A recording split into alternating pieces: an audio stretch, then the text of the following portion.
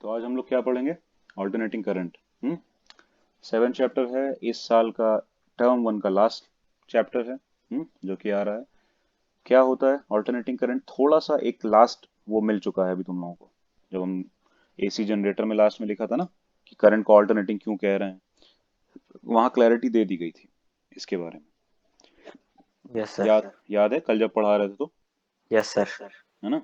एक चीज बताई गई थी कि ऑल्टरनेटिंग करंट इसको क्यों बोलते हैं, ऑल्टरनेटिंग क्यों बोलते हैं, क्योंकि ऑल्टरनेट इंटरवल्स में करंट अपना डायरेक्शन बदलती रहती है, ईएमएफ का यस डायरेक्शन सर। बदलता रहता है। कभी ये प्लेट पॉजिटिव वो नेगेटिव, कभी वो पॉजिटिव ये नेगेटिव, ऐसे होता रहता है। तो ऑल्टरनेटिवली अगर ये चेंज हुआ तो इसका मतलब है कि करंट भी ऑल्टरनेटिवली अपना डायरेक्शन बदल देगी। और इसी वजह से इसको ऑल्टरनेटिंग करंट बोला जाता है। और कोई रीजन नहीं है नाम का। ठीक है, समझ में आ रहा है? Yes sir. तुषार क्लियर है ना? यस। और ऐसा कुछ है नहीं। अब हम लोग पूरा डिटेल में देखेंगे कि क्या होता है ऑल्टरनेटिंग करंट में। ये तो देख लिया कि पलटती रहती है, पर उसकी वजह से भी बहुत सारी चीजें होंगी ना। बहुत सारी चीजें नई पता चलेंगी कि इसकी वजह से और क्या क्या हो रहा है। वो सब अब हम लोग जानेंगे। ठीक है, चलो। और यही वाला जो ये जो करंट डेवलप करने के लिए पोटेंशियल जिस तरह का चाहिए होता है, उसको ऑल्टरनेटिंग वोल्टेज भी बोल सकते हैं या एसी वोल्टेज बोल सकते हैं। सही है? सही है ना? Yes sir. अच्छा, ये चीज है। ये है वो अंकल जी जिनकी वजह से ये आया था ऑल्टरनेटिंग करंट। क्या नाम है इनका? Nikola Tesla. Nikola Tesla. Hmm. Yes sir. इनकी रिस्पेक्ट करनी चाहिए। ठीक है,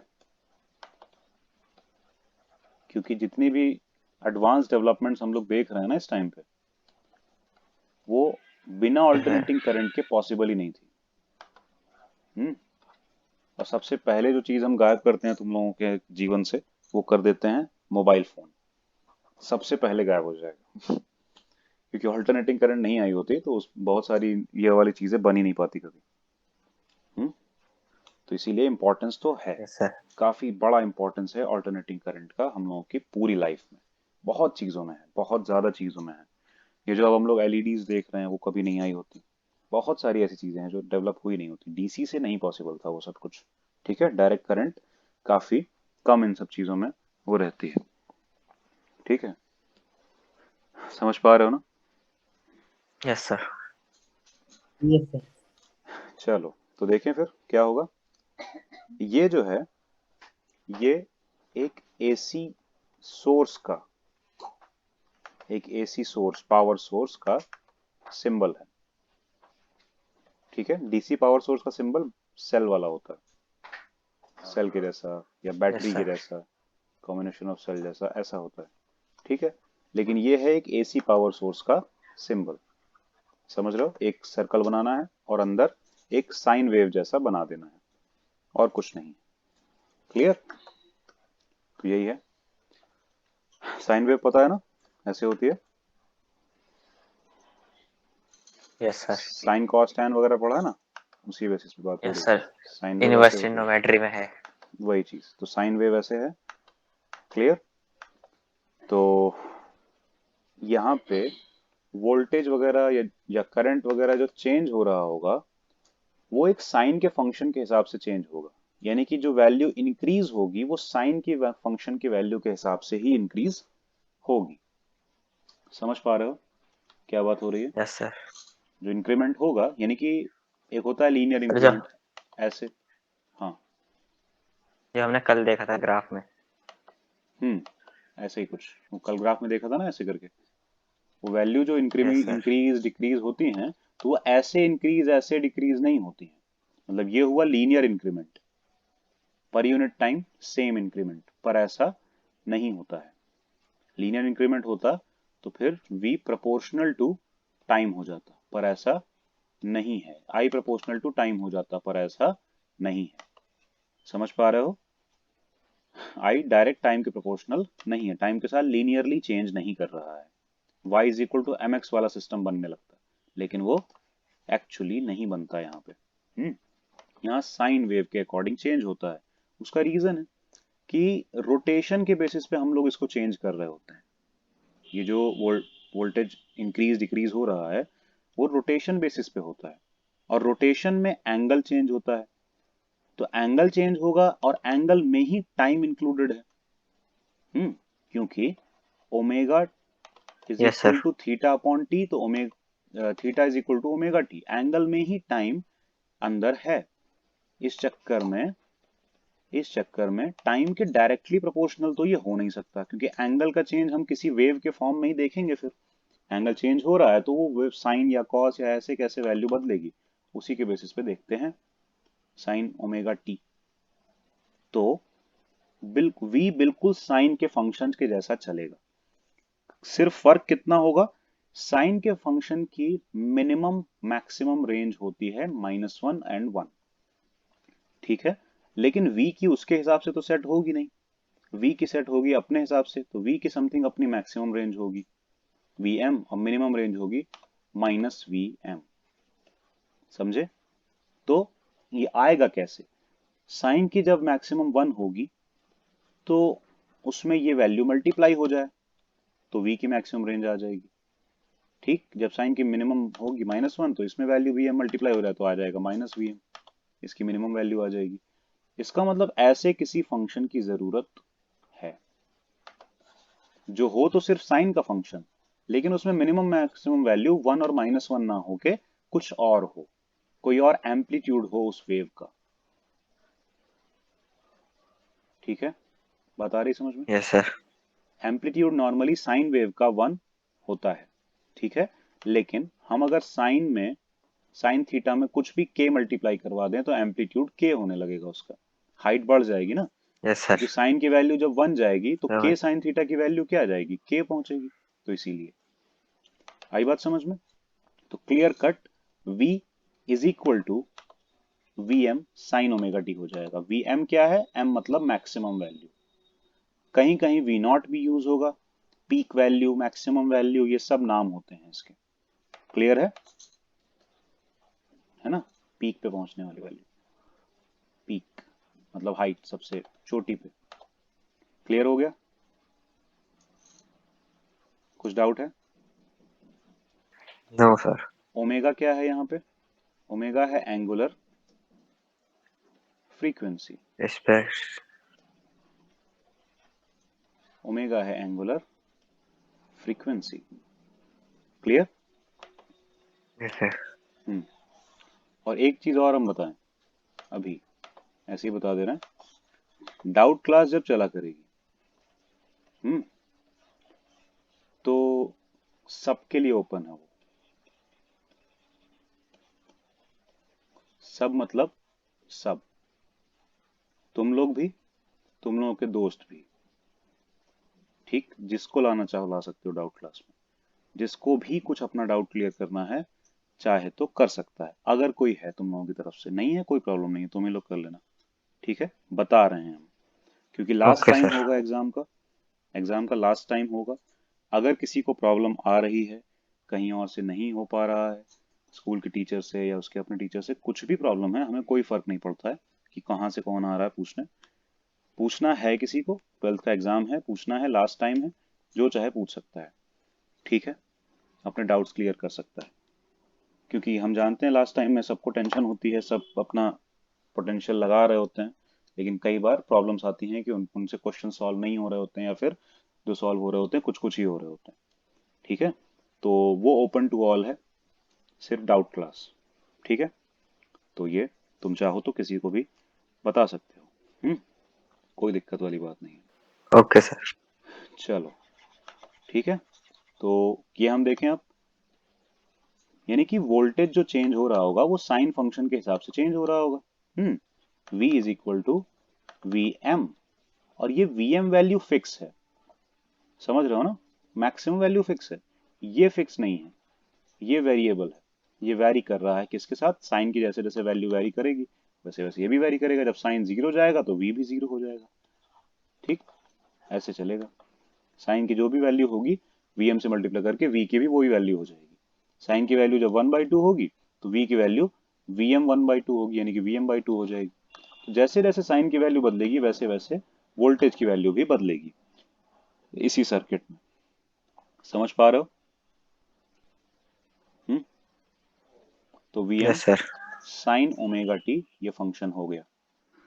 क्लियर है? जहां ओमेगा है एंगुलर फ्रीक्वेंसी और टी है टाइम, दोनों को पता है एंगुलर फ्रीक्वेंसी इनटू टाइम करेंगे तो एंगल आ जाता है, थीटा बच जाता है। ठीक, तो ये तो हो गया वी के बारे में। अब हम यहाँ पे ये जो फर्स्ट चीज देख रहे हैं, इन अ रजिस्टर देखेंगे, AC voltage to a resistor. क्या है कि एसी वोल्टेज रजिस्टर के साथ कैसा बिहेव करेगा ये देखना चाह रहे हैं हम, एक तरह से। समझ रहे हो ना, नया आया है, डीसी की तरह तो है नहीं, तो कौन सा कंपोनेंट कैसा बिहेव करेगा एसी में लगा के, वो देखना है। समझ में आ रही बात? तो एक एक करके वही देखेंगे कि AC voltage applied to a resistor, फिर ये रेजिस्टर हटा के हो जाएगा applied to an inductor.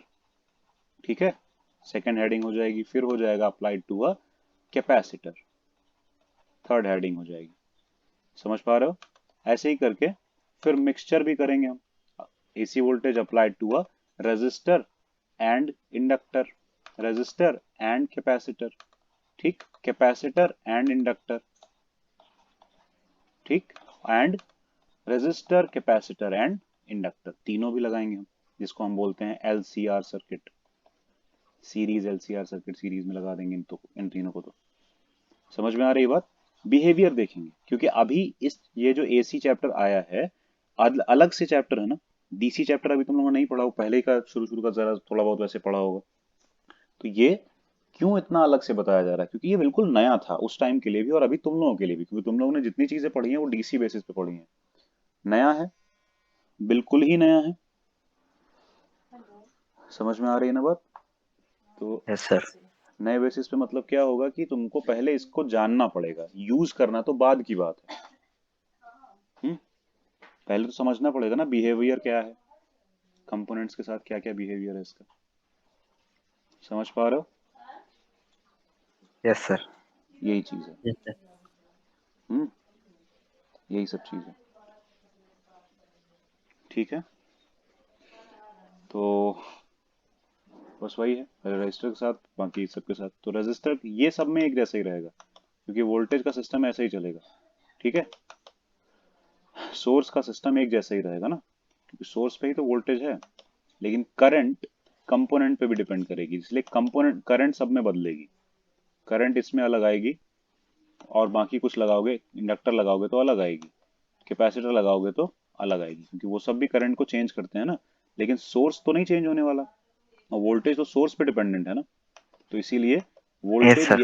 Voltage यही लिया जाएगा, जब हम रेजिस्टर लगाएं या कुछ भी लगाएं, वोल्टेज की वैल्यू यही रहने वाली है, V M sine omega T, कुछ भी चेंज इसमें नहीं होगा, समझ लेना। क्लियर है?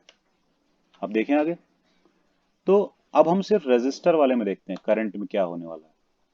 ठीक, समथिंग आई करंट मान लेते हैं, है ना, क्या प्रॉब्लम है, आई करंट मान लिया। तो रेजिस्टर जो है कुछ भी चेंज नहीं करता है इसकी वैल्यूज में, एग्जैक्टली ऐसे ही आ जाता है। देखो, अगर हम V is equal to I R लिखें, क्योंकि आई करंट हमने माना है, आर रेजिस्टर लगा है, इसका वोल्टेज V है। समझ रहे हो? और ये भी हम बताएंगे कि यहाँ पे वोल्टेज को स्मॉल v से क्यों दिखा रहे हैं, जबकि पीछे तो हर जगह कैपिटल V यूज किया जाता है पोटेंशियल डिफरेंस या वोल्टेज के लिए, पता है ना। यस तो सर। यहाँ पे स्मॉल v आगे पता चलेगा, सस्पेंस बाद में खुलेगा ही कि क्यों यूज किया जा रहा है। अभी बस समझ लो small v is equal to I R हो जाएगा, सही, करंट का भी स्मॉल यूज किया जा रहा है, अभी पता चलेगा क्यों, देखना। तो v is equal to I R, लेकिन v की वैल्यू क्या है, V M sine omega T, सही। तो I की वैल्यू क्या आ जाएगी, V M upon R sine omega T. ठीक है, यानी कि I की यस सर। वैल्यू आ गई V M upon R sine omega T. अब देखो, ध्यान देना, हमने पहले ही बताया साइन के साथ जो भी मल्टीप्लाई होगा वो मैक्सिमम वैल्यू या एम्पलीट्यूड ही होगा वेव का, क्योंकि वेव लिखी ही ऐसे जाती है, y is equal to Y naught sine omega T. Sine wave का ये सिस्टम है वेव लिखने का, क्योंकि वेव का एम्पलीट्यूड जो क्वांटिटी होगी उस पर डिपेंड करेगा, इसीलिए एक वाई नॉट का जरूर मल्टीप्लाई कर दिया जाता है इसके साथ। आई बात समझ में? Y naught Y M maximum value या पीक वैल्यू का। तो ये वी एम बाई आर किसकी मैक्सिमम वैल्यू होनी चाहिए? करंट की, क्योंकि उसी का फंक्शन है ये। Yes sir. आई ना बात समझ में? तो V M by R current की मैक्सिमम वैल्यू या करंट का एम्पलीट्यूड या पीक वैल्यू जो भी बोलो होगी। क्लियर है? तो हम लेट कर लेंगे कि वी एम बाई आर है करंट की maximum value, I M is equal to V M by R. तो रिप्लेस करेंगे तो क्या आने लगेगा? I is equal to I M sine omega T, ये आ जाएगा। तो इसकी भी फंक्शन, इसकी भी जो इक्वेशन है उसी की जैसी आ गई जैसे उसकी आ रही थी वोल्टेज की। Yes sir. समझ पा रहे हो ना? कुछ भी डाउट है? Yes sir. नहीं? No sir. और देखो, रेजिस्टर कुछ नहीं करता है, करंट मतलब करंट को लीड या लैग नहीं करवाता है। मतलब रेजिस्टर करंट को ना रोकता है ना बहुत तेज जाने देता है, मतलब एक जैसा रखता है। ठीक है? तो वोल्टेज के साथ सेम फेज में ये दोनों रहेंगे, मतलब कि रेजिस्टर वाले केस में करंट जो है वो वोल्टेज के ही फेज में रहेगी। अब यहाँ फेज की क्या बात आ रही है? फेज क्या होता है पता है?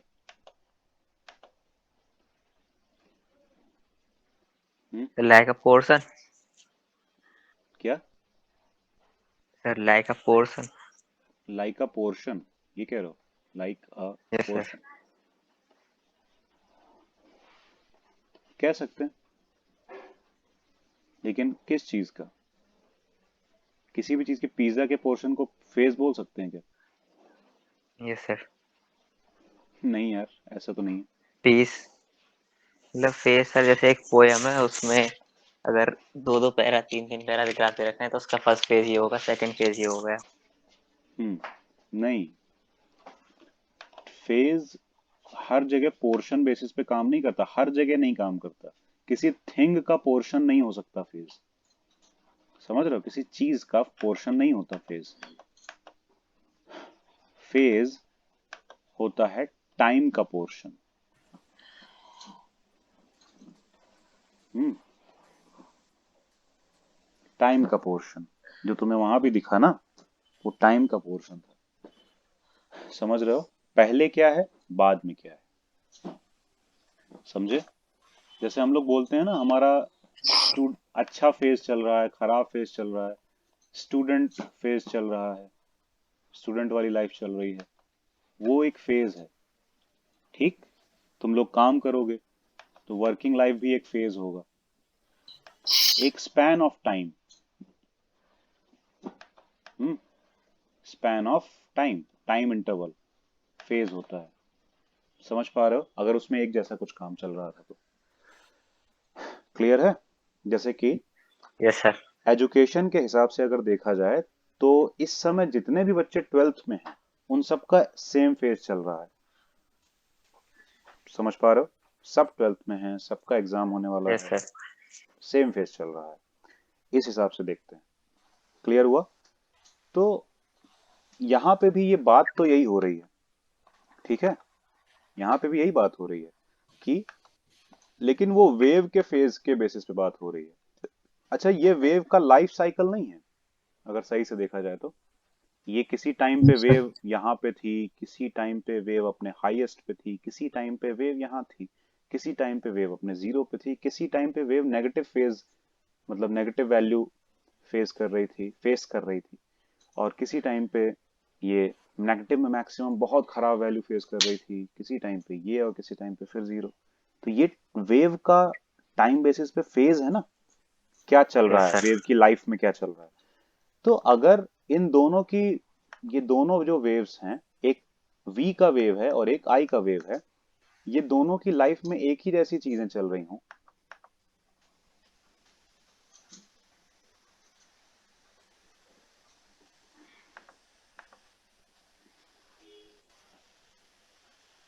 एक ही जैसी चीजें चल रही हों, तो इसको क्या बोलेंगे हम?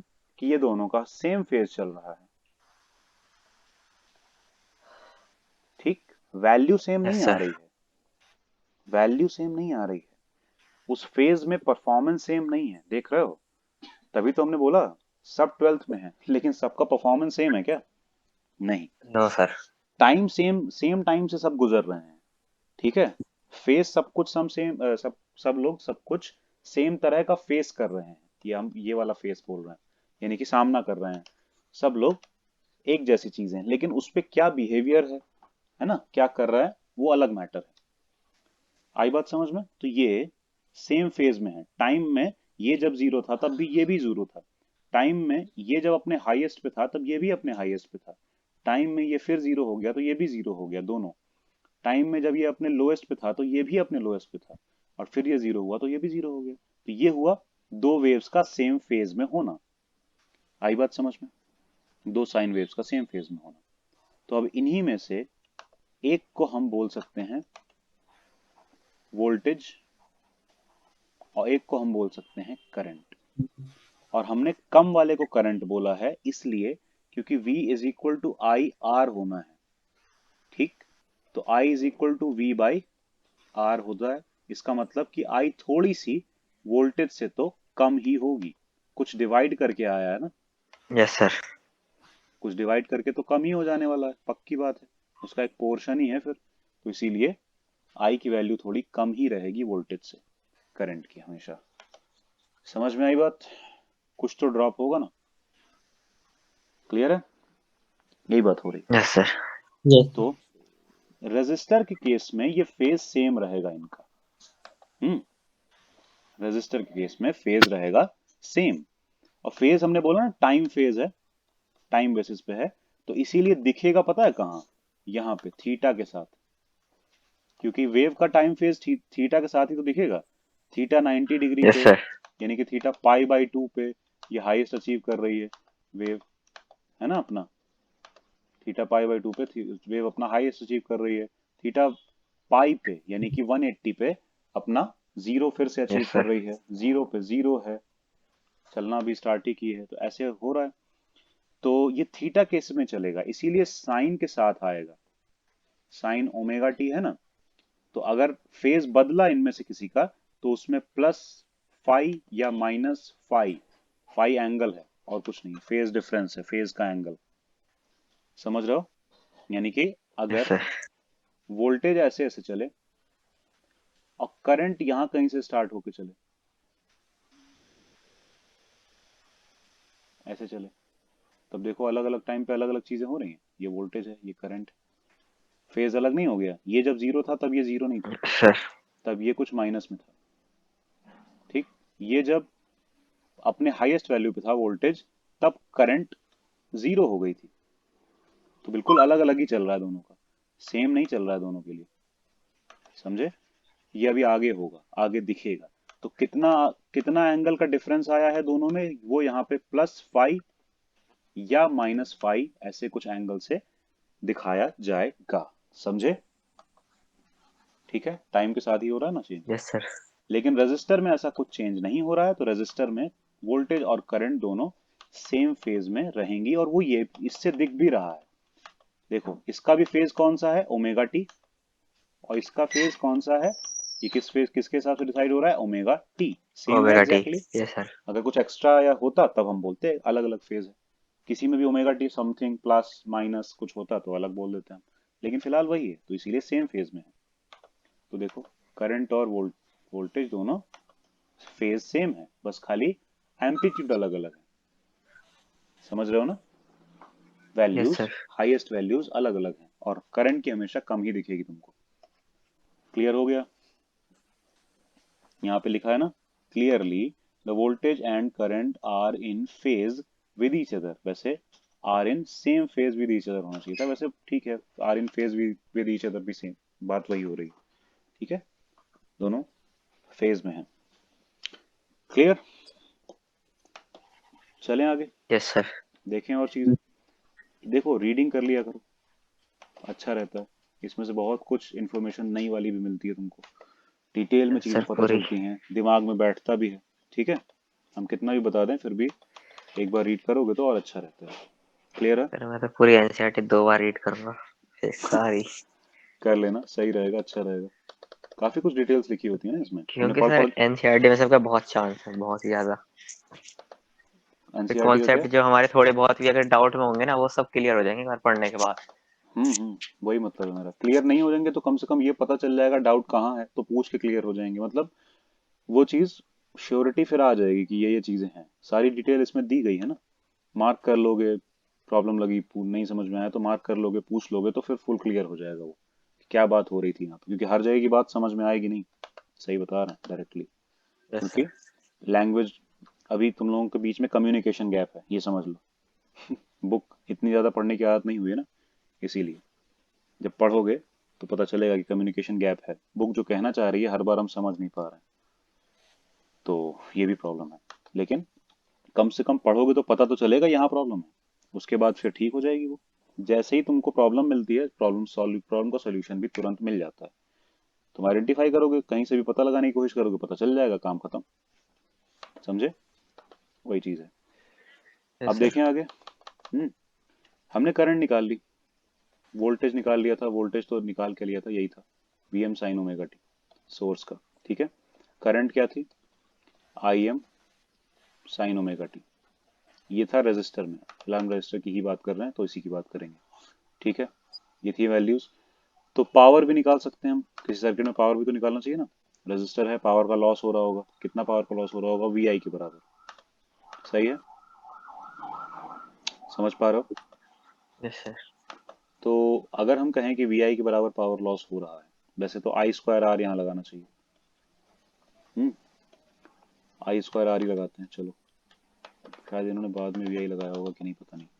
आई स्क्वायर आर लगाएंगे। तो आई की वैल्यू तो ऐसे है ना कि आई एम साइन ओमेगा टी, तो आई की वैल्यू रखने पे I am square sine square omega T होने लगेगा। Yes sir. I am square और आर दोनों है वैल्यूज, अलग अलग ले लेंगे हम। देखो, कभी भी एंगल को अलग वाली वैल्यू से मिक्स मत करना, हमने लिखा है यहाँ पर ये अलग से प्रोडक्ट में है, पूरा ये साइन का एक साथ रहेगा और उसके साथ ये मल्टीप्लाई होगा। कभी भी ये मत सोचना ये टी ओमेगा और आर मल्टीप्लाइड है, ध्यान से पढ़ा। हम्म तो आई एम सर। स्क्वायर और आर अलग कर लिया हमने, और ये एक साइन स्क्वायर ओमेगा टी का टर्म अलग कर लिया, तो इसकी तो कोई दिक्कत नहीं है। ये तो चलो पी का पीक वैल्यू हो जाएगा, मैक्सिमम वैल्यू हो जाएगा पीएम, जैसे बाकी सबका हुआ है। लेकिन साइन का फंक्शन चाहिए हमको, सबका सेम कंपैरिजन करने के लिए सबके फंक्शन को साइन फंक्शन से ही दिखाना पड़ेगा हर जगह, तभी हम सारी वैल्यूज देख सकते हैं, कंपैरिजन कर सकते हैं कि क्या हो रहा है इनकी वैल्यूज के साथ। समझ में आई बात? एक साइन का एक कॉस का तो यस सर। कंपैरिजन नहीं होगा, वी का साइन था, आई का साइन था, तो पी का भी साइन का फंक्शन होना चाहिए। पर ये तो साइन स्क्वायर का फंक्शन है ना, और इससे कंपैरिजन नहीं हो पाएगा। इसका मतलब है हमें इसको कन्वर्ट करना पड़ेगा प्योरली साइन में, नॉट स्क्वायर। ठीक, समझ पा रहे हो ना क्या बात हो रही है? Yes sir. हम्म, तो अब बताओ, ट्रिग्नोमेट्री पढ़ी है, साइन स्क्वायर को साइन में कैसे लेके आए?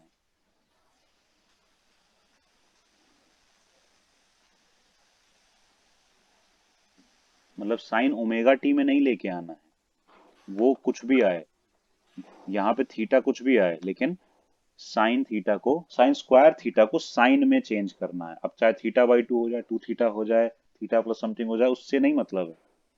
ठीक है, वो तो चेंजेस किए ही जाएंगे, लेकिन स्क्वायर को ओके सर। किसी तरह हटा के नॉर्मल साइन में लेके आना है। क्या करना पड़ेगा, क्या करना चाहिए, कौन सा फॉर्मूला दिमाग में आ रहा है जो ऐसा कुछ करवा सकता है?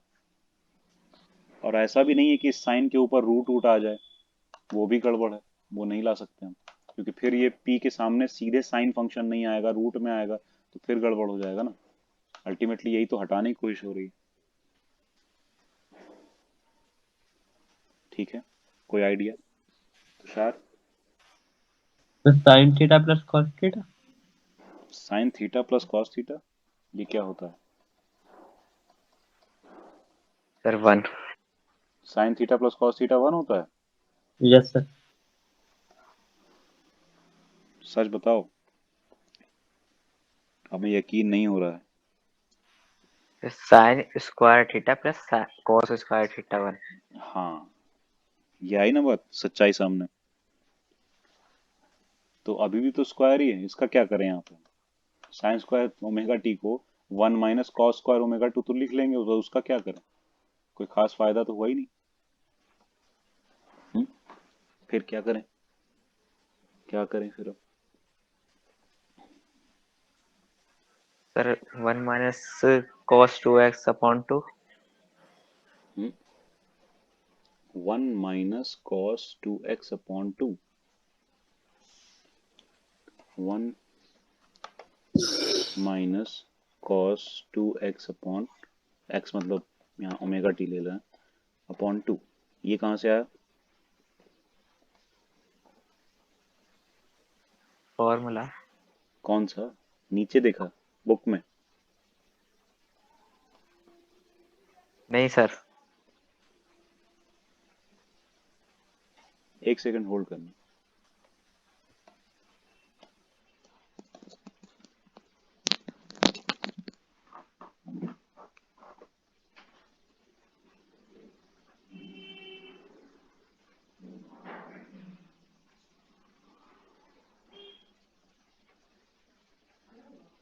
क्या हुआ? आप उधर क्या चिल्ला रहे हैं?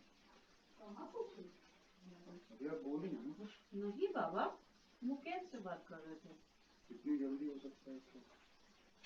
प्रखर फोन किया था तो उसी के काम लगवाने में कह रहा है कि चाची पहले बोलना चाहिए, अभी अभी कम 2 दिन में लगवा देंगे। तो ठीक है, तो लड़का परेशान, अभी फोन किया था वो। तुम पढ़ाई पर से काहे हो? आप इतनी जोर से बोली, हमको लगा कुछ पता नहीं क्या हो गया। आप किससे झगड़ा कर रही हैं पीछे जाके मोहल्ले? नहीं, वो लड़का फोन किया पापा है कि किसी को उम्मीद दे देते हैं, अब भूल जाते उतना हैं। सीरियसली नहीं Seriously करेंगे। नहीं लेते। हाँ जाएंगे, वो हम जाएंगे, करेंगे, जाएंगे करेंगे, उसको जल्दी है, आप जाएंगे करेंगे कर रहे हैं। जाएंगे करेंगे कहो तो कहेंगे टाइम ही नहीं मिलता है। टाइम ही नहीं मिल रहा। तो हम सोचे कि मुकेश से कहें। उस दिन भी वो लड़का बोला था, मेरा भी फोन किया था। जरूर छोड़ दिया है वहां तो खाली बैठा होगा, सीधी हाँ, बात है, खाली दिक्कत बैठा हुआ दिक्कत है। होगी। कह रहा था और क्या? वही हम सोचे मुकेश से बात करें, कह रहा है 1-2 दिन में लगवा देंगे चाची। ठीक तो है, इतना तो हम भी जाके बात कर लेंगे यार किसी न किसी से, अगर बयाना ले लें कह तो। रहा हमारे दुकान में कल बात करेंगे, रखेगा तो ठीक है, नहीं तो बगल वाले दुकान में लगवा देंगे। अभी पंकज को कह रहा लगवाए, बहुत बढ़िया सैलरी भी दे रहा है, दुकान भी बहुत बढ़िया कितना है। दे रहा? पता नहीं 7-8 हजार शुरू में ही दे रहा है। ठीक कह है। रहा है कि ज्यादा सही से नहीं सीखा है तो अभी तो 5-6 हजार तक मिलेगा ऐसे, और फिर बाद में फिर बढ़ाएगा धीरे धीरे। तो हम कहे हाँ वो भी चलेगा, 6 हजार तक भी दे ना। कह रहा अगर देखेगा कि लड़का अच्छा तो 7 हजार भी दे सकता है, हम बात करेंगे। लड़का तो ठीक ही है। हम कहे लड़का तो बहुत अच्छा है। ठीक है फिर हम शुरू कर रहे हैं अपना। हेलो। Yes sir. चलो देखो, समझ में आया? हाँ, समझ में क्या आया पहले ये बताओ, कहाँ से आया ये फॉर्मूला? ये हाफ एंगल फॉर्मूला है। साइन स्क्वायर ये थीटा का cos formula? Theta. Yes sir. cos 2 theta से आता है ना।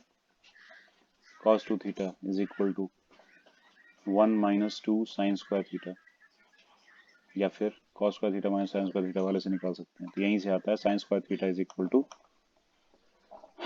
cos sine square theta is equal to 1 - cos 2 theta upon 2, यानी कि ये।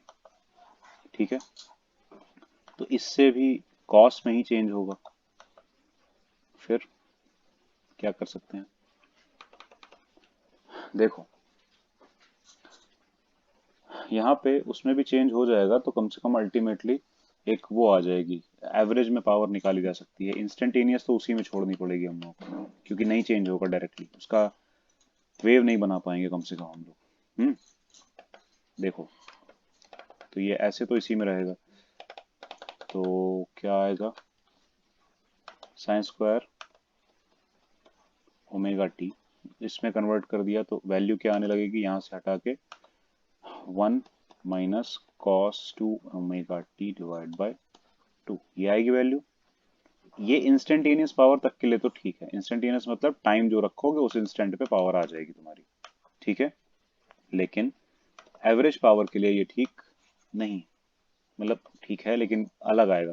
देखो एवरेज पावर में cos 2 ओमेगा टी जो होगा उसकी वैल्यू कितनी आएगी? अच्छा cos 2 ओमेगा टी पूरे फंक्शन की वैल्यू कितनी आती होगी, सोचो जरा। ये cos थीटा ही ऐसा तो है, एक बार पूरा cos फंक्शन बन जाएगा और क्या। तो टोटल वैल्यू कितनी आनी चाहिए? 0 ही तो आएगी, जितनी पॉजिटिव उतनी नेगेटिव, एक कंप्लीट साइकिल में। सर समझ पा रहे हो ना? कंप्लीट साइकिल में वैल्यू आएगी 0, तो इसकी वैल्यू कंप्लीट साइकिल में 0 आएगी, तो यहाँ पे रख देंगे 0, तो 1 माइनस 0/2 मतलब 1/2, तो पावर की वैल्यू क्या आ जाएगी? एवरेज पावर की वैल्यू 1/2 Im² R, यानी कि हाफ Im² R। समझ रहे हो? Yes sir. एवरेज वैल्यू क्यों किया?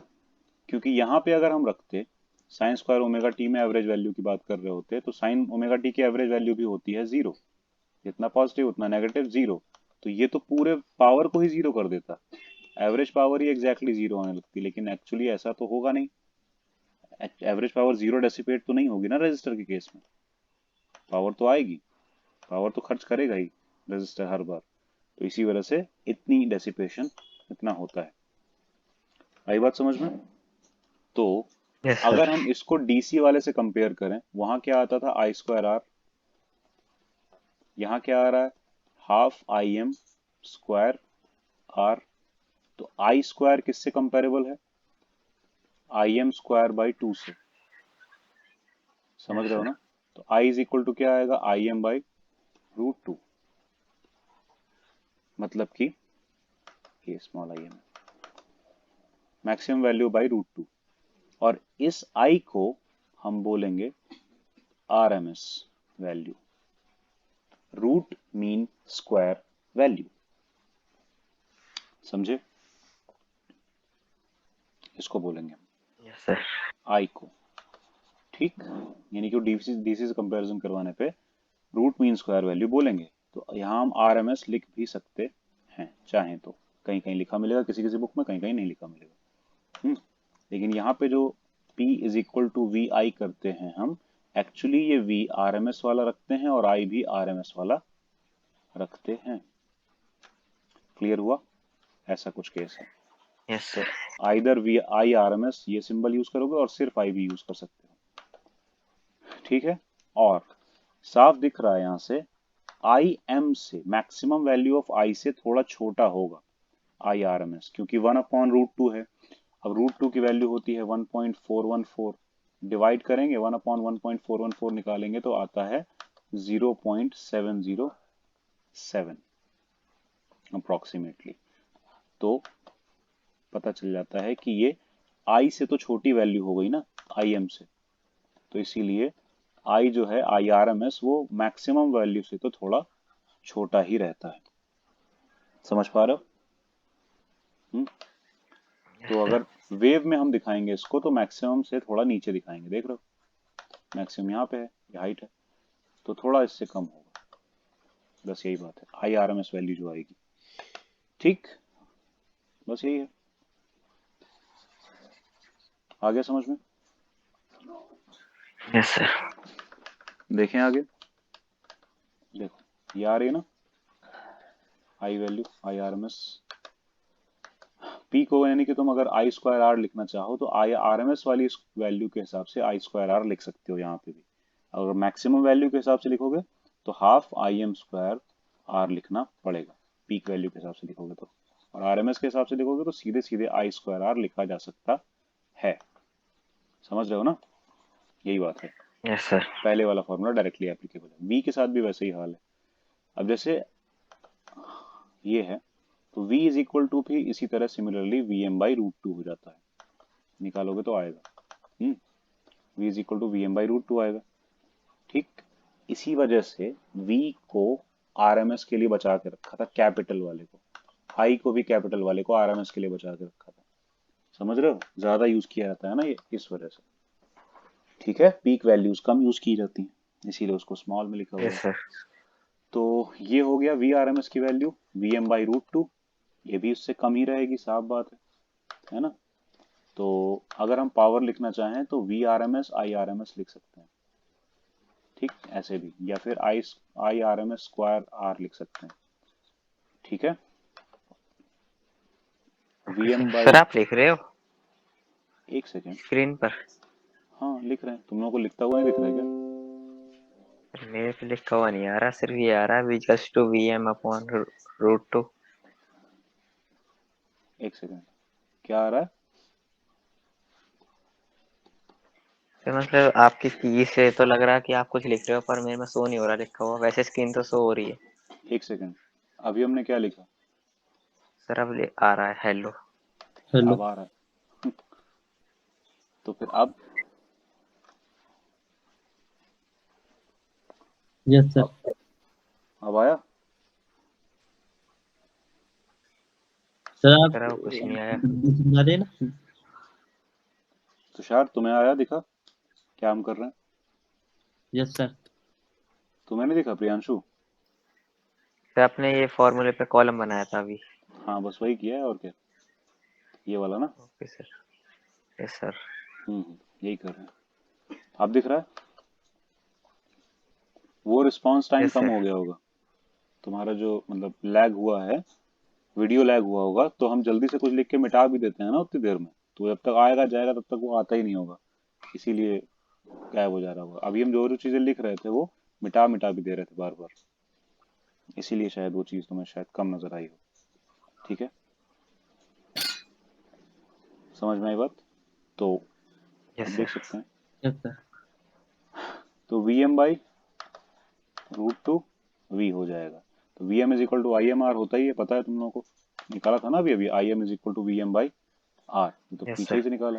तो इसीलिए अगर दोनों तरफ रूट टू का मल्टीप्लाई डिवाइड कर दें तो ऐसा बनने लगेगा, यानी कि v is equal to I R जैसा बनने लगेगा। यानी कि यहाँ पे अगर तुम लोगों को डीसी वाले फॉर्मूले लगाने हैं तो तुम लोगों को वैल्यूज आर एम एस में रखनी पड़ेंगी, आर की कोई वैल्यू आर एम एस में नहीं रखनी है, वोल्टेज और करंट की बात हो रही है, समझ रहे हो?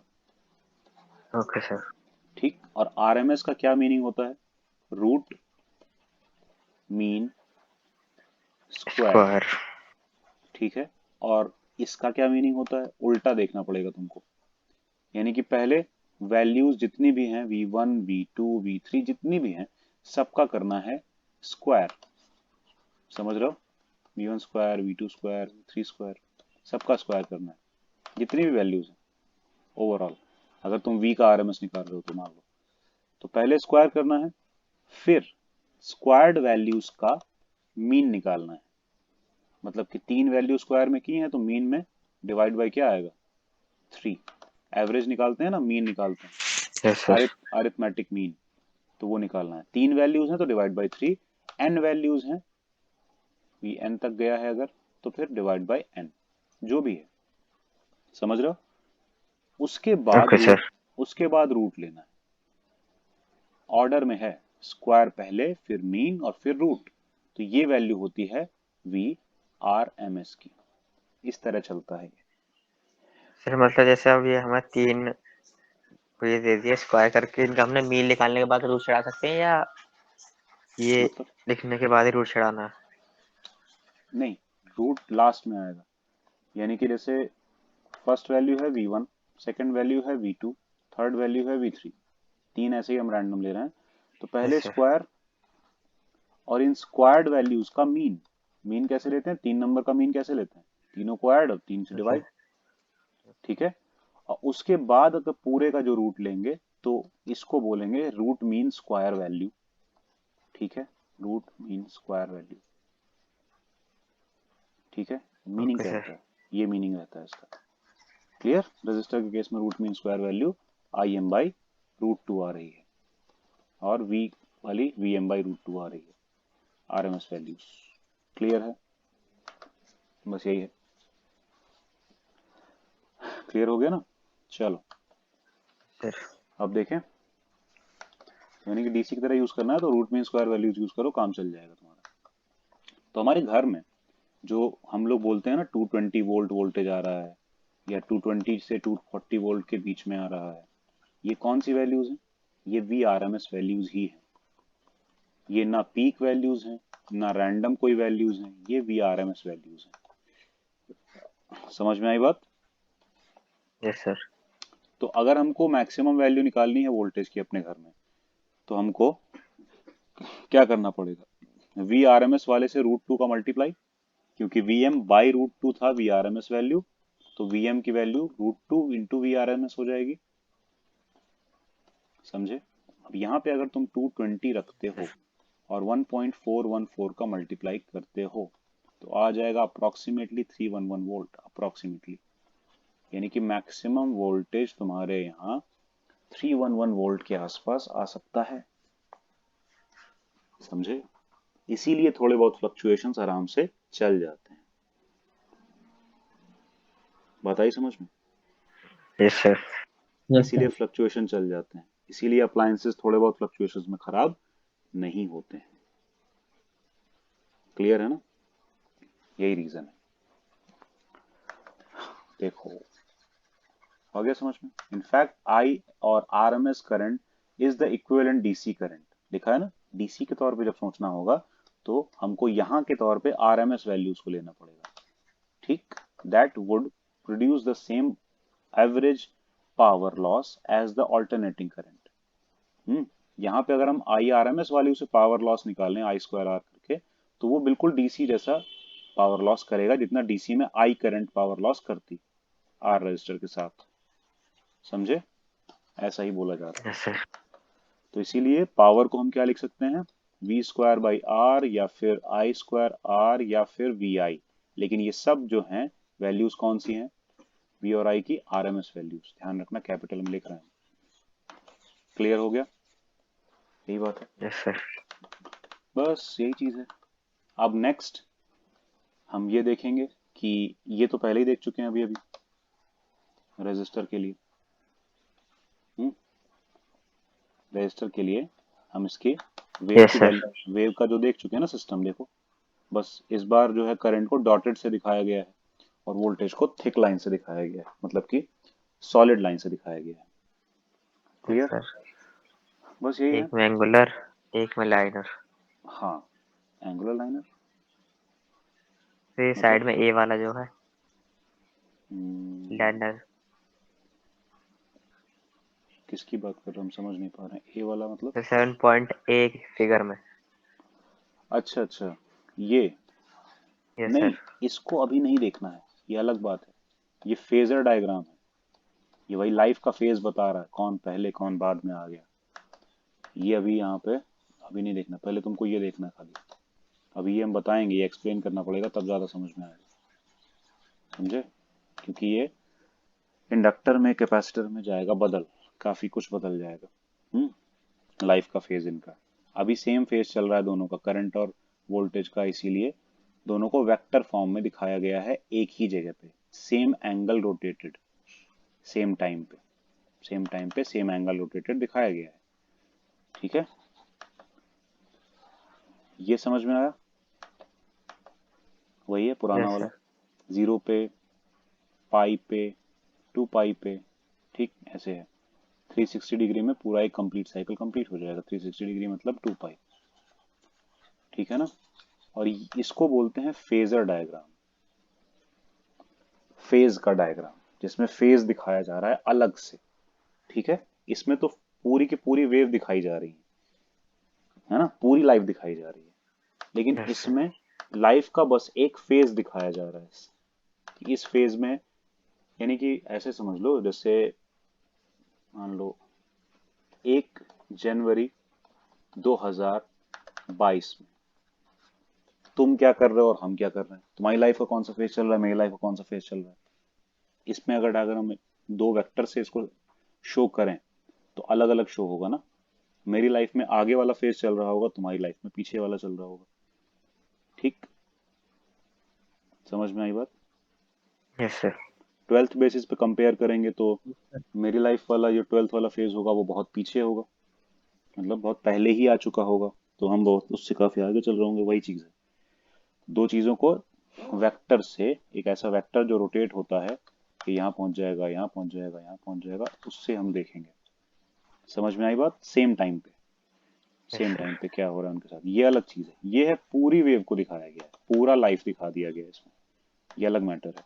लेकिन ये दिखाया गया, देख रहे हो, किसी t1 टाइम पे, किसी t1 टाइम पे ये वेव वोल्टेज और करंट की क्या क्या वैल्यूज रह रही हैं, ठीक। और आरएमएस वैल्यूज की बात हो रही है यहाँ पे, पीक वैल्यूज की बात नहीं हो रही है, ठीक है ना?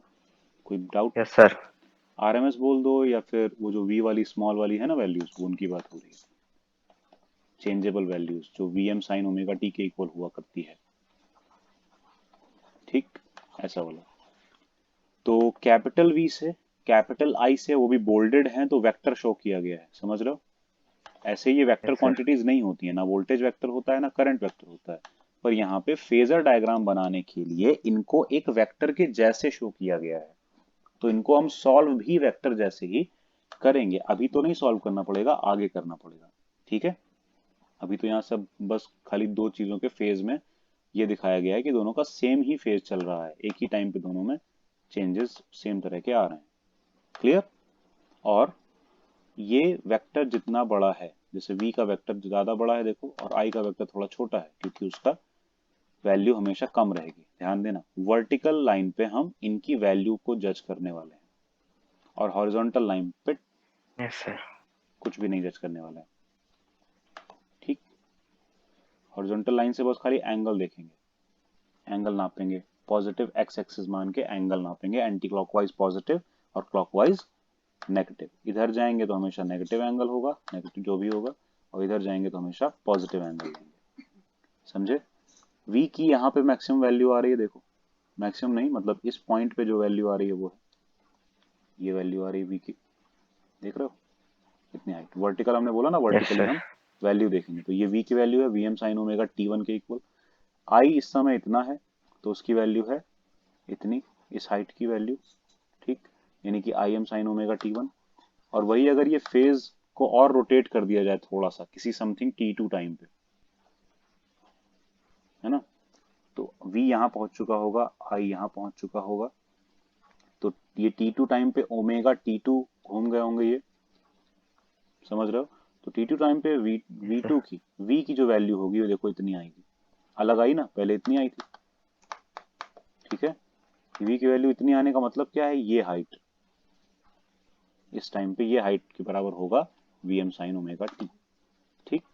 और इस टाइम पे ये हाइट के बराबर होगा आई एम साइन ओमेगा टी, इस हाइट के बराबर, इससे देखो थोड़ा बड़ा है ना, ठीक। वही अगर इधर कहीं होता तो तब और छोटा होता, फिर ये हाइट होती आई की, ये हाइट होती वी की, यानी कि अलग अलग टाइम पे वैल्यूज बदल रही है ना, फेजर जैसे जैसे रोटेट करेगा वैसे वैसे वैल्यूज चेंज होंगी, समझ में आई बात? Yes sir. यहाँ पे फेजर होगा टाइम जीरो पे, दोनों का फेजर यहाँ पे होगा टाइम जीरो पे, क्लियर? ऐसा है फेजर, मतलब एक वेक्टर जिससे हम शो करने वाले हैं। देखो रोटेशन दिखाया गया ना, anti clockwise, positive rotation anti yes sir. Clockwise ही चलेगा सबका, ठीक है? ये लाइफ का राइट डायरेक्शन है, राइट डायरेक्शन टाइम का जो डायरेक्शन है, मतलब जिस जैसे हम लोग बड़े हो रहे हैं तो टाइम आगे बढ़ रहा है वैसे वाला। एंटी क्लॉकवाइज वो डायरेक्शन है, उल्टा नहीं जा सकते हैं, उल्टा जाने का मतलब है टाइम में पीछे जाना, जो कि होता नहीं, ठीक है? चलो, तो ये रेजिस्टर का है सिर्फ, ये सिर्फ रेजिस्टर का है, इसमें इंडक्टर और उन सब की बात अभी नहीं की है, उनमें थोड़ा डिफरेंट होगा, ठीक है?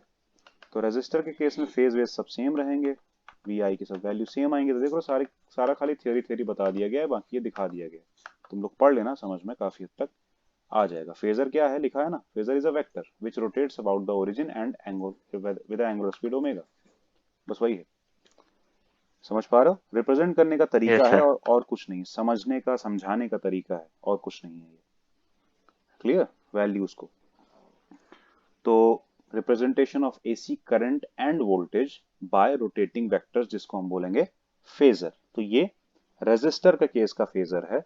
ऐसा ही फेजर जब हम इंडक्टर पढ़ेंगे कि एक एसी सर्किट में इंडक्टर लगाने से क्या होगा, तो ऐसा ही कुछ फेजर इसमें भी बनेगा, वेव उसमें भी बनेगी, बस थोड़ा सा करंट और वोल्टेज के फेजर में आएगा डिफरेंस। क्यों आएगा अभी हम बताते हैं। और ऐसा ही कुछ फेजर जब हम कैपेसिटर लगाएंगे तो भी बनेगा, देखो, ठीक है। और उसमें भी करंट और वोल्टेज के फेज में थोड़ा सा आएगा डिफरेंस, ठीक है। वो भी क्यों होगा वो हम बताएंगे। उसके बाद ऐसा ही फेजर जब तीनों एक साथ भी हम लगा देंगे, एल सी और आर तीनों के साथ, तीनों को तीनों एक साथ लगा देंगे सीरीज में, तब भी बनेगा, ठीक।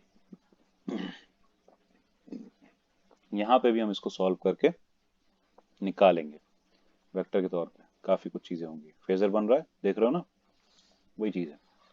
तो वो तो तुम लोगों को सिंपलेस्ट फेजर दिखाए गए, अभी आगे थोड़े और डिफरेंट फेजर आएंगे। क्लियर है, ठीक। चलो, तो अभी यस सर। ये बात आती है कि इंडक्टर में ऐसा क्या होगा कि करंट अलग और वोल्टेज अलग अलग चलेगी, साथ साथ में नहीं चलेगी। जबकि सीधी सी अगर बात देखें तो करंट को डेवलप करने वाला कौन है, वोल्टेज, पोटेंशियल डिफरेंस, है ना। सर। तो वोल्टेज हाई तो करंट को भी हाई, वोल्टेज जीरो करंट भी जीरो, ऐसे ही तो होना चाहिए सही देखा जाए तो। Yes sir. लेकिन इंडक्टर और कैपेसिटर के केस में ऐसा होता नहीं है एग्जैक्टली, उनमें कभी कभी उल्टा सीधा होता है। क्या पता करंट हाई हो और उस टाइम वोल्टेज जीरो हो, ऐसा भी होता है। हम्म, कैसे होता है ऐसा, कैसे हो सकता है ऐसा।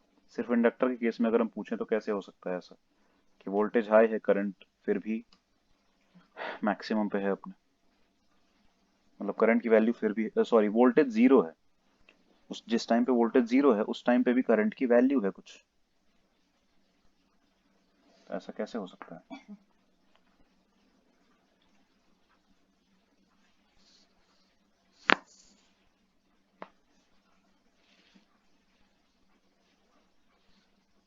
बताओ कुछ आइडिया।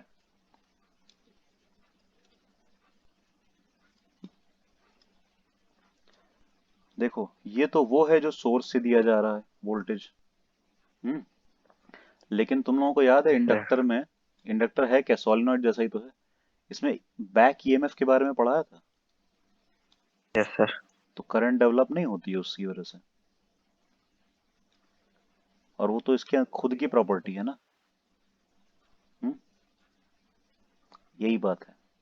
और शुरू शुरू में इतना बैक ईएमएफ डेवलप होता है कि वोल्टेज यानी कि सर्किट को ऑन करने के बावजूद भी कुछ टाइम के लिए करंट आती ही नहीं है, ये सारी की सारी करंट को ब्लॉक कर देता है इंडक्टर, स्टार्टिंग में फुल ब्लॉक, उसके बाद धीरे धीरे करंट को थोड़ा थोड़ा थोड़ा आने देता है। समझ रहे हो, रेजिस्टर का क्या है, तुमने सर्किट ऑन किया, अपने आप जीरो टू मतलब कुछ टाइम में फुल करंट आ जाएगी, जितने टाइम में वोल्टेज फुल डेवलप होगा करंट भी फुल डेवलप हो जाएगी, ठीक है। वोल्टेज की वैल्यू जीरो टू फुल जाएगी, करंट की वैल्यू भी जीरो टू फुल चली जाएगी। इसमें क्या होता है, वोल्टेज तो बढ़ रहा है लेकिन उतनी देर बड़ी तेजी से अपोज हो रहा होता है उसका, वोल्टेज बढ़ेगा, ठीक, करंट इस तरफ की बढ़ रही होगी तो फ्लक्स बढ़ रहा होगा तो उसका बैक ईएमएफ भी बढ़ रहा होगा, समझ रहे हो। Yes sir. तो इतनी तेज बढ़ता है बैक ईएमएफ भी कि एक क्वार्टर साइकिल में करंट को आने ही नहीं देता है। क्वार्टर साइकिल मतलब हाफ का भी हाफ, आधे का आधा। एक साइकिल मतलब 2 पाई, हाफ साइकिल मतलब पाई 180 डिग्री, और क्वार्टर साइकिल मतलब 90 डिग्री। 90 डिग्री में वोल्टेज अपने पीक पे पहुंच रहा होता है, उस टाइम तक करंट नहीं आया होता है, ठीक। या कहें तो रिवर्स डायरेक्शन में होता है। तो एक तरह से करंट का जो जीरो से ऊपर जाने वाला फेज होता है ना, वो वोल्टेज के मुकाबले थोड़ा लेट स्टार्ट होता है, समझ रहे हो। Yes sir. होगा वो भी साइन के हिसाब से ही चलेगा, लेकिन लेट स्टार्ट होगा। तो इसको हम बोलेंगे कि करंट लैग कर रही है। लैग करने का मतलब यही होता है ना, पता है, वर्ड सुना है। Yes sir. Hmm, yes sir. Lag करने का मतलब क्या होता है, पीछे हो जाना। Yes sir. जैसे हम बोलते हैं ना कॉन्सेप्ट लैग कर रहे हैं, क्योंकि कॉन्सेप्ट भूल गए हो या पीछे हो गए हैं, ऐसा कुछ होता है। तो ये करंट जो है इस केस में लैग कर जाती है। किससे लैग करेगी, किससे पीछे होगी? वोल्टेज से पीछे होती है।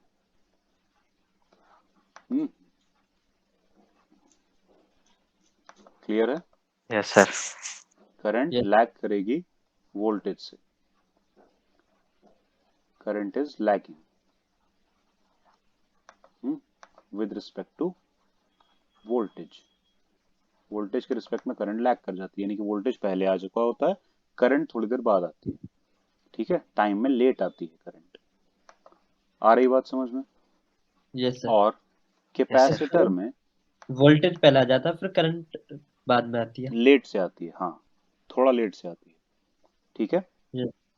और कैपेसिटर में इसका जस्ट उल्टा होता है। अभी तो कैपेसिटर नहीं बताएंगे, पहले हम इंडक्टर ही बताएंगे। लेट आती है करंट, ठीक है, ये स्टार्टिंग में करंट को बिल्कुल जीरो कर चुका होता है, रोक देता है। इस तरफ वाली करंट को, जिस तरफ ये सोर्स डेवलप करवाना चाह रहा है, उसको लगभग जीरो कर देता है। समझ रहे हो? लेकिन एंड में फुल करंट जाने देता है।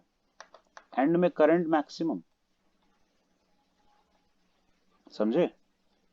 एंड का मतलब साइकिल के एंड में। समझ पा रहे हो ना क्या बात हो रही है? Yes Yes. सर। साइकिल के एंड भी नहीं, हाफ साइकिल का एंड, सही देखा जाए तो। जब वोल्टेज अपने हाई पे पहुंच के जीरो पहुंचेगा, जब वोल्टेज यहाँ जीरो पे होगा ना, तब करंट ये मैक्सिमम पे रीच करेगी। उस टाइम पे करंट की वैल्यू होगी मैक्सिमम, जब वोल्टेज जीरो होने लगता है। यानी कि इसीलिए बोला जा रहा है एंड में, यानी कि वोल्टेज मैक्सिमम पे पहुंचा, फिर जीरो पे आ गया, तब जाके ये करंट मैक्सिमम हुई, और तब तक वोल्टेज डायरेक्शन पलट चुका होगा। तो फिर ये करंट मैक्सिमम से डिक्रीज होते होते I इज इक्वल टू फिर जीरो पे पहुंच जाएगी। बात आई समझ में क्या चल रहा है? तो इंडक्टर का क्या चक्कर है, स्टार्टिंग में करंट बिल्कुल ब्लॉक कर देता है, जीरो कर देता है, तो कुछ देर के लिए करंट रुक जाती है, यानी कि लैग कर जाएगी, थोड़ी देर बाद आएगी ना फिर वोल्टेज से, और बाद में फुल करंट। तो स्टार्टिंग में जीरो करंट का मतलब क्या हुआ? ओपन सर्किट ना।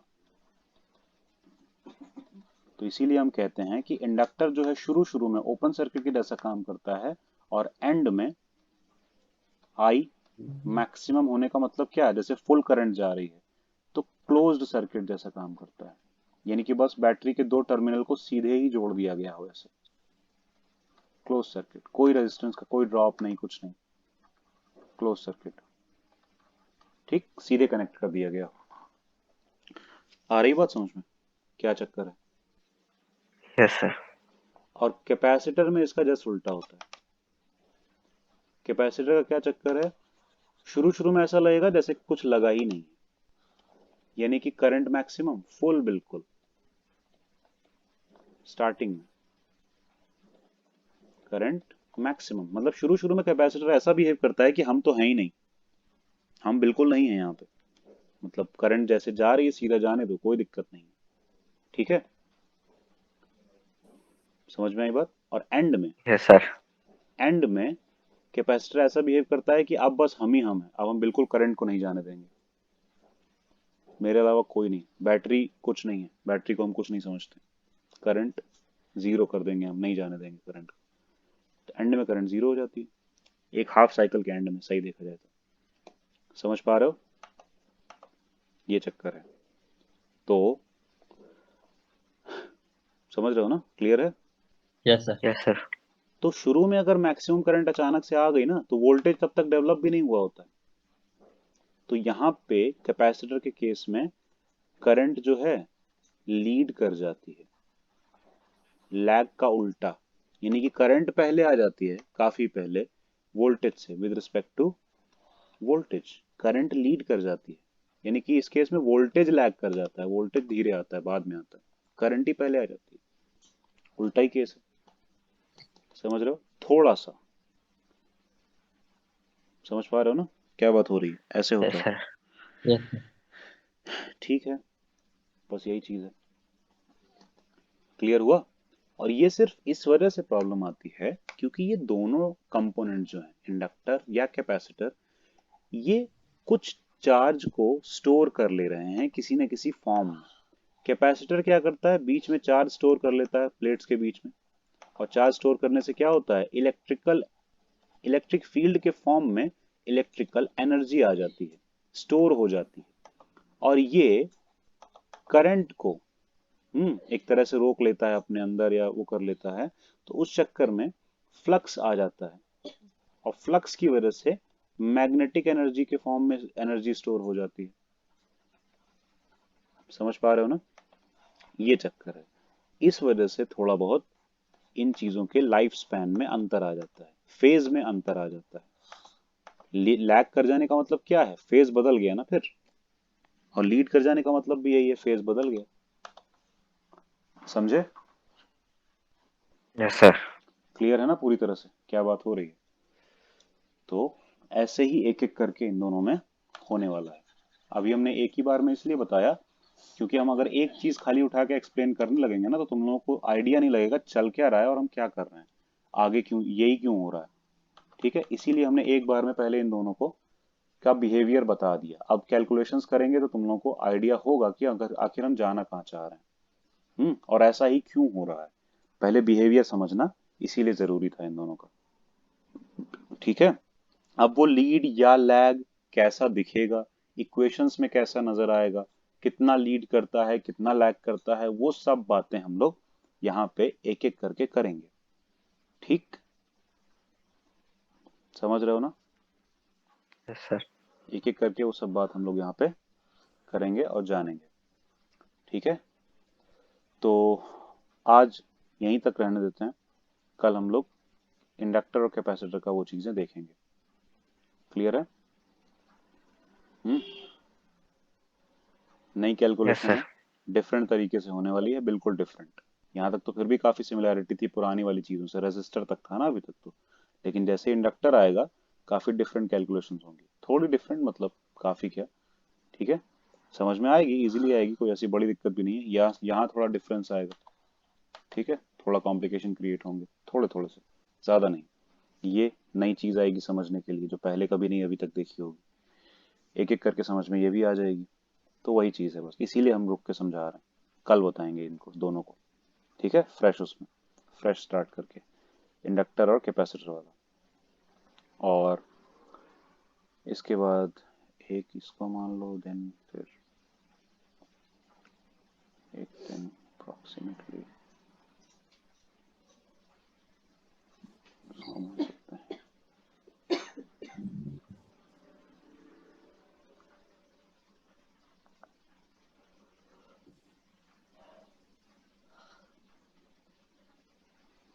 सर एक सेकेंड, तीन, हाँ ठीक है, ज्यादा ज्यादा 2 से 3 लेक्चर में खत्म हो जाएगा, 3 लेक्चर हमें लग रहा है। हाँ बताओ तुषार। ये एसी ऑल्टरनेटिव करंट ऑसिलेशन जैसा ना हो कुछ कुछ। ऑसिलेशन जैसा है? नहीं, ऑसिलेशन ही है, क्योंकि यहाँ पे रोटेट करके इसको जनरेट किया जाता है। हम्म, तो वेव के फॉर्म में ही ऑसिलेशंस होते हैं, मतलब ऑसिलेशन जैसा ही तो कुछ हो रहा है, क्योंकि ऑसिलेशन में ही तो ये था ना, y is equal to Y naught yes sir उसमें भी। साइन ओमेगा टी, ये ऑसिलेशन का ही तो पार्ट है। वेव तो ऐसे ही चलती है ना, तो इसीलिए यहाँ पे भी वेव फॉर्म में आया है, इसीलिए इक्वेशंस वैसी बनती हुई नजर आ रही हैं सबकी। हम्म, रोटेट होने में एंगल चेंज होता है, एंगल चेंज हो रहा है, यहाँ पे एंगल के साथ वैल्यू कैसे चेंज हो रही है वो देखा जा रहा है।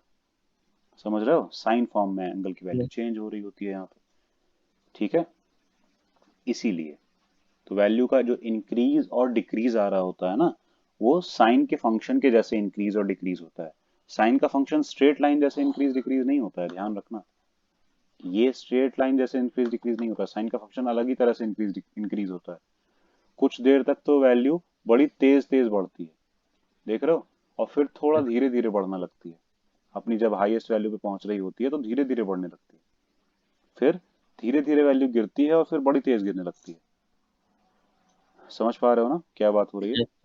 बराबर से बढ़ रही है या घट रही है नहीं है, बराबर से बढ़ती घटती तो स्ट्रेट लाइन की जैसे बढ़ती, स्ट्रेट लाइन की जैसे कम होती, इक्वल तरीके से बढ़ रही है घट रही होती, यानी कि टाइम में स्पीड बढ़ने घटने की अगर सेम होती है ना उसकी, तो वो ऐसे बनता। लेकिन वो बढ़ने घटने की स्पीड जो वोल्टेज वगैरह की इसमें आई, वो साइन के फंक्शन जैसा बिहेव कर रही थी, जो कि पहले बड़ी तेज बढ़ता है, फिर थोड़ा स्लो होता है, फिर बड़ी तेज, फिर थोड़ा धीरे से घटता है, फिर अचानक से घट जाता है, ऐसा है। इसीलिए समझ में आई बात? देख यस। सकते हो साइन फंक्शन अगर यहाँ पे पीक पे पहुंच रहा है, तो आधे आधे टाइम में अगर हम देखें, तो इतने आधे टाइम में देखो साइन की वैल्यू इतनी ज्यादा बढ़ गई, और बाकी बचे आधे टाइम में देखो वैल्यू में सिर्फ इतना ही इंक्रीमेंट आया है। तो ये तो इक्वल तरीके से बढ़ना नहीं हुआ ना, सेम स्पीड से बढ़ना नहीं हुआ ना। Yes sir. क्लियर हुआ? तो इस बेसिस पे ये ऑसिलेशन जैसा तुमको नजर आ रहा होगा। क्योंकि ऑसिलेशन में भी ऐसे ही चलता है, वेव्स के इसी तरीके का ट्रैवल होता है। अभी आगे आएगा और कुछ भी। ठीक है, और कुछ पूछना है? No sir. चलो ठीक है, फिर क्लास खत्म करते हैं।